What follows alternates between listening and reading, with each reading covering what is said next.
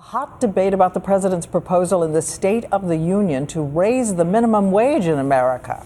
He said he wants to raise it from $7.25 an hour to $9, tied to inflation. And that will affect 15 million people. By the way, they're nearly two-thirds women, and they're young, working to make their way into the middle class. So how much would this help? Here's ABC Chief White House correspondent Jonathan Karl. The president took his State of the Union message on the road today to Asheville, North Carolina, touting his most controversial new proposal, raising the minimum wage. It's time for an increase in the minimum wage, because if you work full-time, you shouldn't be in poverty.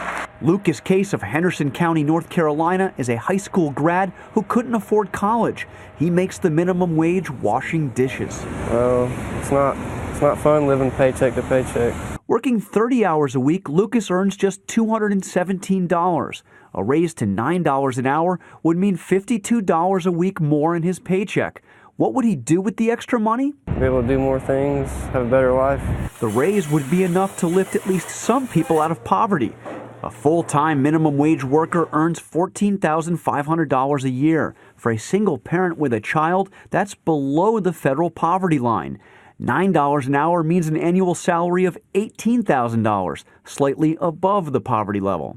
But critics say there's a big downside. Raise the minimum wage, and employers won't be able to hire as many workers. Why would we want to make it harder for small employers to hire people? As evidence, they point to the unemployment rate among young people, who are the most likely to earn the minimum wage.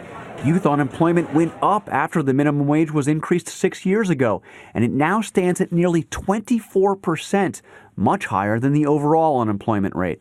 The president faces a big uphill fight on this in Congress from Republicans who say that raising the minimum wage would only send the unemployment rate higher. As one Senate Republican told me today, the last thing employers need right now is to make hiring people more expensive. Diane? Morning after the State of the Union. Thanks so much, Jonathan Karl.